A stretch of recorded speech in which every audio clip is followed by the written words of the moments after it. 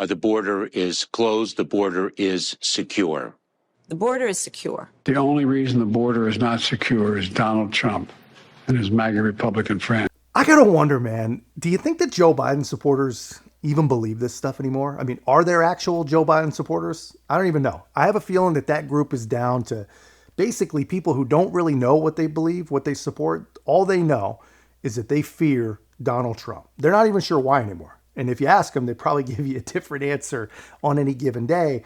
But there's no going back for those people. They are convinced it's over for them. They fear the guy. They hate the guy. Orange man bad all the way.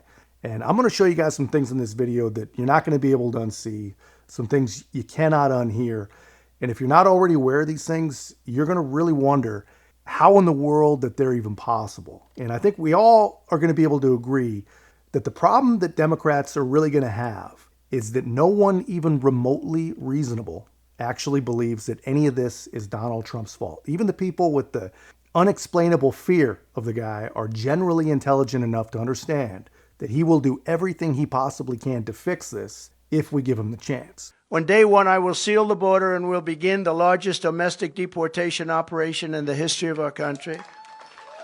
And if other countries say they won't take them back, we're not going to take them back, I will say that, yeah, here they come. You're just going to hold on to your britches, because here they come. They're coming back. I'm not real sure it's going to be as quick as day one. There's a lot of moving pieces there, a lot of resources involved, a lot of humanitarian elements to figure out. But who knows? I mean, the left really does believe the guy's going to be a dictator on day one. So anything's possible, right? But that's not even the point. The point is he's going to do something. And whatever that something is, he's going to start doing it immediately. And the people that actually seem to have no ideas, the people actually responsible for not just doing nothing. I wish that they had done nothing, but they didn't do nothing. They actually incentivized, incited, and have accelerated every immigration issue that we have or ever really could have. But their whole take is, don't look at us. This is Donald Trump. Donald Trump did this. I'll tell you, the former president was in Grand Rapids today, and he was capitalizing on a horrible tragedy that happened here. There is a family that is grieving the loss of Ruby Garcia. And she was a real person with a real story, and it is a horrible story that happened. All of that being said, he came in to, perpetrate the continued storyline that he had done everything to keep us safe, which is baloney. We know that under the Trump administration, he actually called me, the governor of Michigan, to ask that we send the National Guard to help with surveillance on the southern border. And we helped him out because he couldn't get it done. He's also the reason that the negotiation in Washington, D.C. didn't come to fruition. He torpedoed a deal that would have had the strongest border security in decades in this country that President Biden put on the table. He told Republicans to walk away, and they did.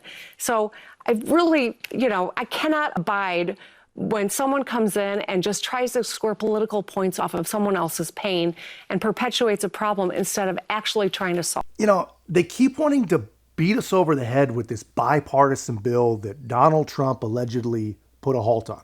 They can't even prove that he did. If they say it enough times, then it just becomes leftist reality, right? She said it would have been the most sweeping security in decades. And I'm sorry, man, but if a bill allows 5,000 illegals to legally cross before we're allowed to stop anybody else, that's not a real bill. And if that's the best we've had in over a decade, then our problems, man, they're beyond repair by these people. These people cannot be trusted to fix anything. And I don't believe even for a second that Gretchen Whitmer even believes such an insane thing. But just think about what she said. Gretchen Whitmer, one of the most authoritarian and insane Democrats that has probably ever existed, says about Donald Trump on the topic of the border that he perpetuates the problem instead of trying to solve it. And just put that in perspective, man. Just take those words, man. Joe Biden suggested that we surge the border when he was campaigning. And as president, he's decided that that's just not enough. So on top of the surge that he asked for, that he absolutely got, he's now flying 30,000 migrants a month, handpicked migrants from a half dozen countries each. At the same time, Eric Adams is handing out gift cards, and Kathy Hochul, governor of New York, is starting to pay citizens $125 a day to house migrants in their home. per migrant, right? But that's only if you're actually home when they get there. If they happen to find an empty house in almost every state but Florida, it's theirs. And you and I, we are not the only ones that know this. He has been using TikTok to coach migrants how to live in the U.S. by taking advantage of laws protecting squatters. Hannah Doba reports. In his most recent controversial TikTok video, Moreno is telling his followers to avoid living on the streets in the United States. They can, quote, invade empty homes and live there, saying under U.S. law, if a house is uninhabited, it can be seized, referring to squatting rights in our country. That video garnered almost 4 million views. But that's got to be just anecdotal, right? That's just some viral insanity that couldn't actually happen. It's not true. No government would allow something so purely ridiculous to happen, right? It's not possible. A group of suspected migrants are under arrest this morning after they were discovered squatting in a home where guns and drugs were found. But that's not all. The group, the guns, the drugs were all in the same room as a 7-year-old boy. And now we're seeing for the first time new exclusive video of the moment NYPD showed up. Eyewitness News reporter Phil Tate is live in the Norwood section of the Bronx with more. Phil. Yeah, well, just last week, police arrested 8 migrants believed to be squatting inside of the basement of this home that you see right here. But it's what investigators would find inside: drugs and multiple weapons, along with a 7-year-old who was playing inside of that same room. Now, let's get straight to some exclusive surveillance video that we just obtained when police sprung into action, hopping out of their squad cars after they got a call about a man with a gun. When they arrived, they chased 24-year-old Hector De Soso Vialta, believed to be from Venezuela, into the basement of this Hull Avenue home. Another man, 22-year-old Javier Alborno, tried to get away with another gun before he was also arrested. Playing on your screen now are 4 of the 8 suspects that were under arrest being walked out one by one from police. When a search warrant was in place, investigators recovered 2 more loaded guns, 3 loaded extended magazines, a box of ammunition, and a bag of ketamine mixed with cocaine. Moments ago, we spoke with a neighbor just next door about the landlord and those uninvited guests. I mean, you almost cannot make this stuff up. You actually could not make this stuff up if you tried. I mean, this is how stupid we are. Of the thousands and thousands of laws that have been created by literally the dumbest people in our society, it's our fault. We put them in charge. We did this for sure. And again, it will always prove out. You get what you vote for every single time. But anyway, of all those laws, a fair amount of them punish you and punish me and protect people who really should not even be here in the first place. And I promise you, man, it is not by accident. This cannot be by accident. This is as far from accidental as probably is even possible. And if you thought squatters' rights being manipulated was as bad as it gets, man, I wish you were right, because we have serious problems. You mentioned this, Dana. I'm going to get to it now. An elite immigration team making a major bust, taking down 5 alleged migrant criminals, and they did it while working around sanctuary city policies. Bill Malugin embedded with that team in Boston. He's got the story now. Bill, what you learn? Hello. Hey, Bill, good morning to you. ICE says because of sanctuary policies here in Massachusetts, illegal aliens charged with heinous crimes are essentially able to roam the streets after release without any notice. And we were with ICE as they took down 4 alleged child rapists and an MS-13 gang member, all in a single morning. Any questions, you can talk to your team later. It's the pre-dawn hours in Boston. Kid has a real violent history. And this elite team of ICE deportation officers is briefing on their target list for the day. Illegal aliens charged with egregious crimes. All the targets today, every single one of them is an aggravated felony here in the Commonwealth.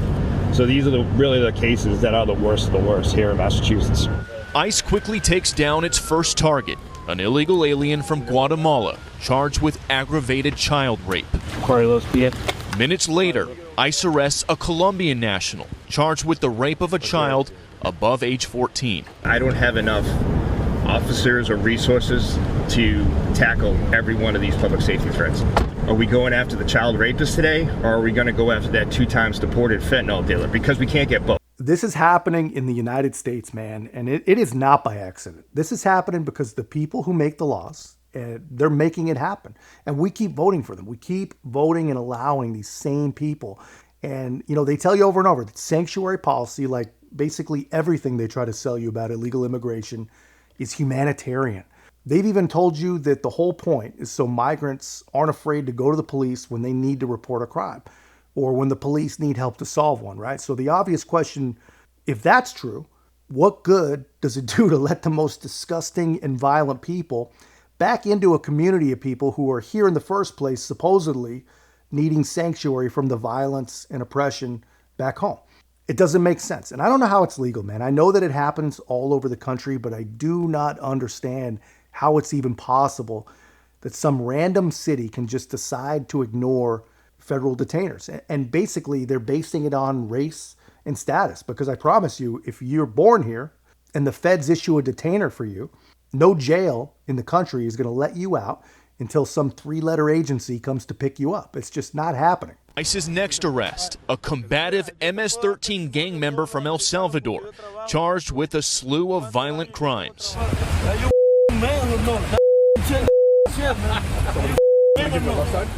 Officers then arrested this Brazilian man, charged with 5 counts of aggravated rape of a child. How are you guys not notified about a child rapist being released?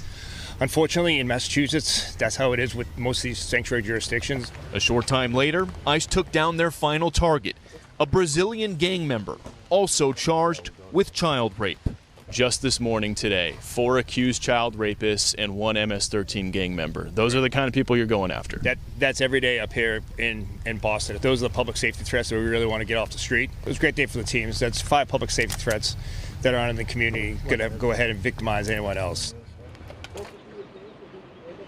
And ICE says all of those arrests you just saw happen because local authorities ignored their detainer request to keep these guys in custody due to sanctuary policies. ICE says all of those suspects will remain in federal custody until their local charges are resolved. Then ICE will seek to deport every single one of them. Just think about this stuff, man. Look at this from the 30,000-foot level, right? Federal law enforcement, people are working their asses off to protect your kids from violent offenders and from drugs and from who knows what else, right? Those people have to work around your local government to even try to do their job. Instead of just picking up and holding people accused of the worst crimes imaginable, they have to track them down. And just think about that from like a safety and security standpoint. What is safer for these brave federal law enforcement? Picking somebody up at a jail or having to roam the streets basically 24/7, going from one dangerous raid to the next dangerous raid just to even make a dent? I mean, that doesn't make sense. And if that's not enough, then think of the financial aspect. I mean, it's not free to operate these task force, and they aren't in unlimited supply, right? If we have a federal task force chasing down child predators, should they have to focus on the ones who were just let out the front door of some random jail? Or should they be tracking down the ones that haven't been to jail yet? That seems like a no-brainer to me. And it's not free to hold these people somewhere other than the county jail and transport them to their court dates, when they could just get transported by the jail, like all the violent people who were actually born here. Because I promise you, if you're born here or if you came here legally, if you do something like that, you're going to stay in that jail forever, as you should. But if you're one of Joe Biden's special guests, you can apparently do almost anything you want. And the people that allow it, they're the humanitarian ones. They're the compassionate ones. And guys, I mean, when you dig into this stuff, it is heartbreaking stuff. And it's almost impossible to wrap your mind around. But that's just my take, man. Let me know your thoughts in the comments. If you haven't already, be a part of our growth. Make sure to like, comment, subscribe. Most importantly, share the channel. I'll see you in the next one.